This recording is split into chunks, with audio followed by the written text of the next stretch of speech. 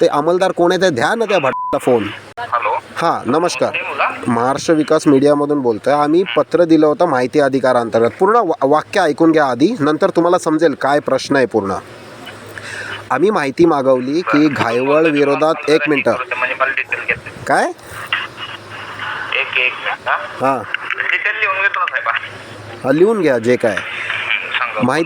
माहिती अधिकारांतर्गत आम्ही माहिती मागवली की घायवळ हा जो तिकडे गँगस्टर आहे, जो आता पळून गेला UK मार्फत स्वित्झर्लंडला, त्याच्या विरोधात किती गुन्हे दाखल आहे. तर तुमचा जो तो वरिष्ठ पोलीस निरीक्षक आहे तो नालायक देशमाने, त्याने लिहिलं आहे आम्हाला की बाबा मनुष्यबळ कमी आहे तुमच्याकडे, तर तुम्ही उत्तर देऊ शकत नाही. व्यवस्थित सर, थोडं भाषा व्यवस्थित ठेवा साहेब. नाही भाषा तर व्यवस्थित होती इतकी वर्ष, त्यामुळे नालायकपणा वाढलाय ना कोथरूड पोलीस ठाण्याचं. तुमची किती वर्ष भाषा होती मला माहित नाहीये. तुमचं नाव सांगा, कुठलं मीडिया. मला पत्रकार महेश कामत बोलतोय आणि मीडियाचं नाव आहे महाराष्ट्र विकास मीडिया. कामत काय नाव काहीतरी असेल ना नाव तुमचं. महेश बोललो मी, महेश कामत, आणि मीडियाचं नाव आहे कामत. नाव काय? नाव महेश. मीडिया कुठली हे? महाराष्ट्र विकास मीडिया.